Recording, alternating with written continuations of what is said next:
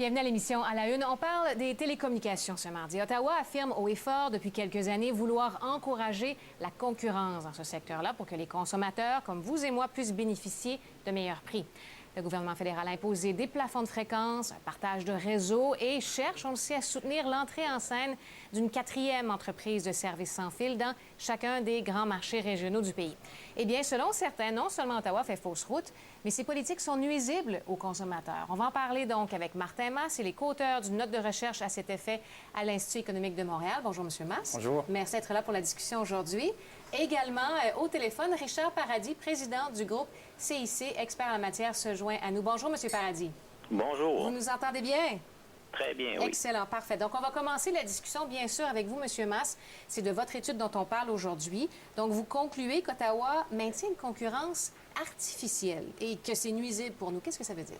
C'est que depuis 7-8 ans, le gouvernement fédéral se base sur une perception erronée, selon nous, de l'état de la performance de l'industrie des télécommunications au Canada qui offrirait des services relativement peu performants et à très fort prix. Les Canadiens paieraient plus cher qu'ailleurs. Et ça, c'est une fausse impression. Il y a toutes sortes d'anecdotes qui nous permettent peut-être de penser qu'il y a des problèmes avec les consommateurs. Mais quand même, si on se compare avec les autres pays, c'est une fausse perception. Et sur cette base-là, le gouvernement dit, si on avait un quatrième joueur dans chacun des marchés, il y aurait plus de concurrence et finalement, les entreprises seraient forcées d'offrir des meilleurs services et de baisser les prix. Sauf que c'est une série d'interventions qui ont permis à des petits joueurs d'entrer sur le marché, des interventions du gouvernement, qui ont permis à ces joueurs-là, finalement, d'apporter une fausse concurrence. C'est des petits joueurs, en particulier là, les trois nouveaux qui sont arrivés en 2008, Public Mobile, Mobilicity et Wind, qui, 7 ans plus tard, là, sont en faillite ou en semi-faillite, mais on les a finalement encouragés à utiliser des ressources rares, dont le spectre, les fameuses ondes là, qui nous permettent de communiquer. Et ça a été mal utilisé pour des modèles d'affaires qui n'étaient pas vraiment bien ficelés.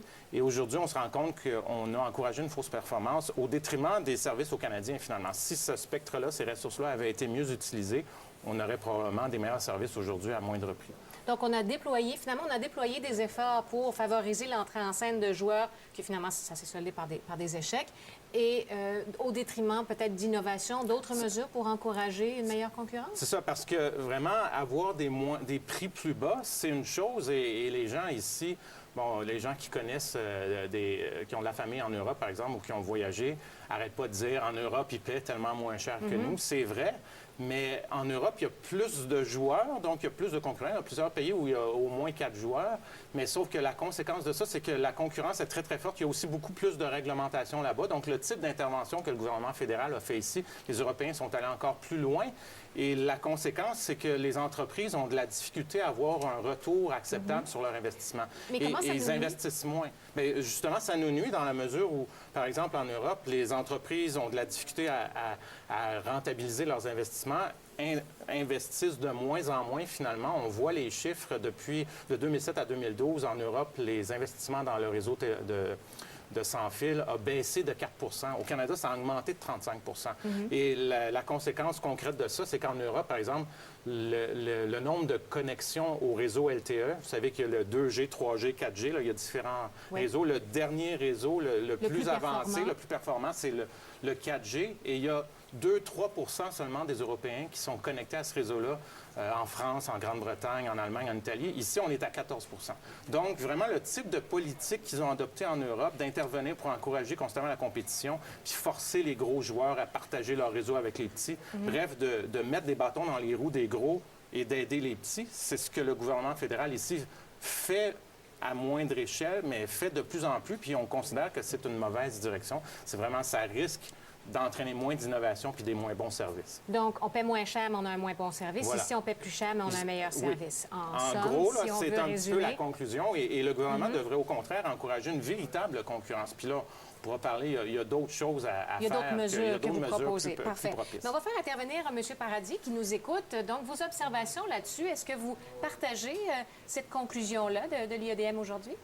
Oui, je crois que M. Masse et son collègue frappent dans le mille parce qu'effectivement, ce qui s'est passé avec le gouvernement depuis les 6-7 dernières années dans le domaine des télécommunications j'irais jusqu'à dire que c'est assez scandaleux parce qu'ils essayent d'introduire des nouveaux joueurs dans le marché sans que le marché sente le besoin d'avoir ces joueurs-là. Et puis, déjà, l'an dernier, le gouvernement du Canada a dépensé 7 millions de dollars sur de la publicité pour dire que les entreprises canadiennes comme Rogers, Bell et TELUS ne faisaient pas leur travail au niveau de la concurrence. Bien, est-ce que c'est vraiment le rôle du gouvernement de s'ingérer dans un marché comme ça? Mais pourtant, le message qu'on entendait des consommateurs aussi, c'était bonté qu'on paie trop cher ici, puis ça n'a pas de bon sens. Alors là, le discours a changé? Est-ce que je comprends bien? Bien, c'est parce qu'il faut penser que les gens ici, on a tendance à se plaindre sans toujours regarder qu'est-ce qu'on a comme service. Effectivement, comme Monsieur le Massé a dit tantôt, là, il faut regarder la qualité du service qu'ont les gens. Et puis, en moyenne, effectivement, au Canada, si vous avez un téléphone intelligent, vous dépensez 69 $ par mois. Alors, les gens payent, mais ils ont quand même un très haut niveau de qualité de service. Et puis, encore une fois, on investit au Canada dans ces nouvelles technologies-là et ça a un bénéfice pour l'ensemble de la population parce que, oublions pas que les communications sont très branchées sur l'évolution de notre économie.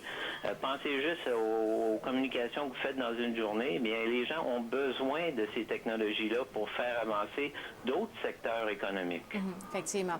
Je souligne que le ministre de l'Industrie, James Moore, a réagi à cette étude-là aujourd'hui. On va vous montrer la citation à l'écran. Il dit « Les Canadiens et les Canadiennes savent que la concurrence profite à tout le monde.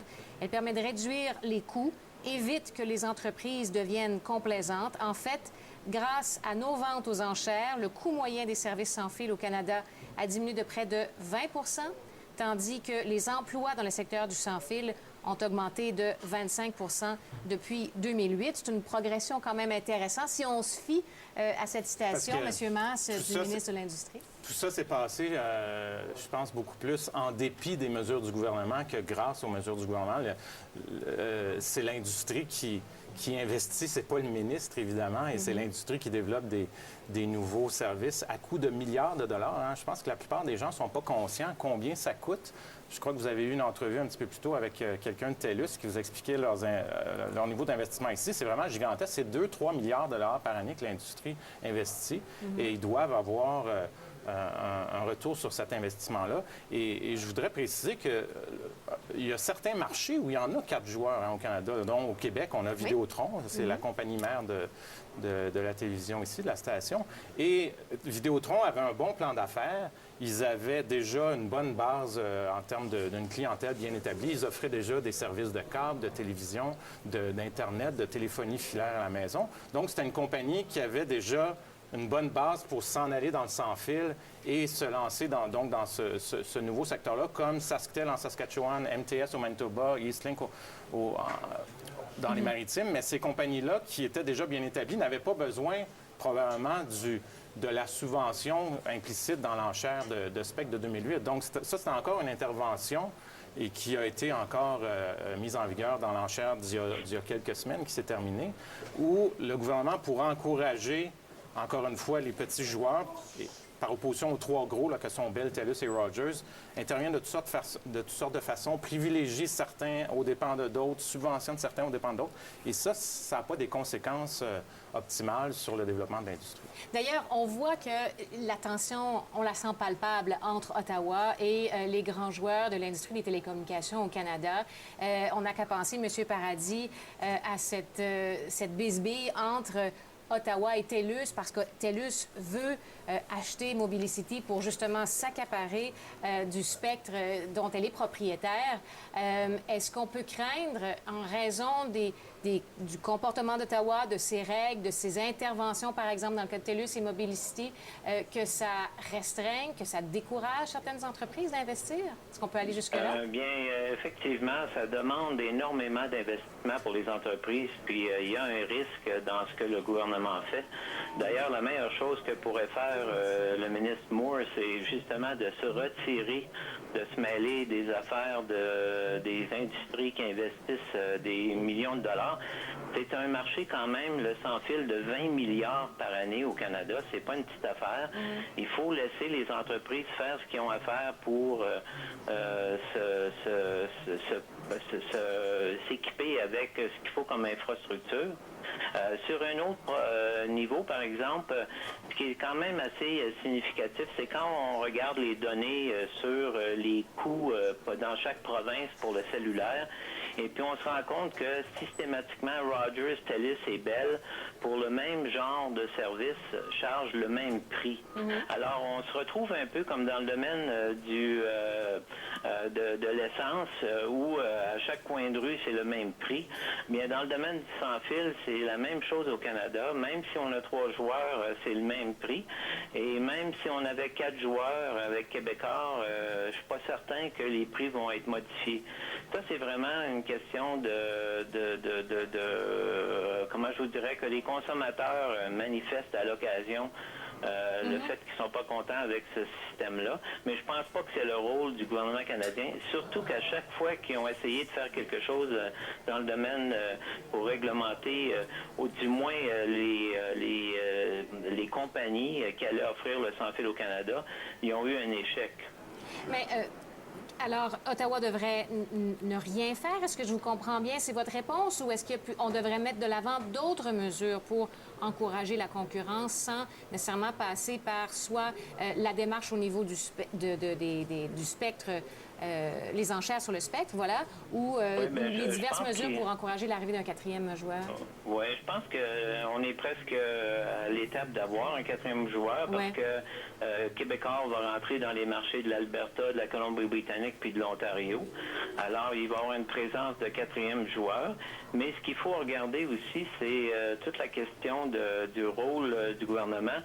Parce que le CRTC s'est quand même occupé, l'agence de réglementation qui réglemente les télécommunications et la radiodiffusion, ils ont quand même créé un code du sans-fil pour aider les consommateurs à moins à pouvoir être assez forts devant les compagnies.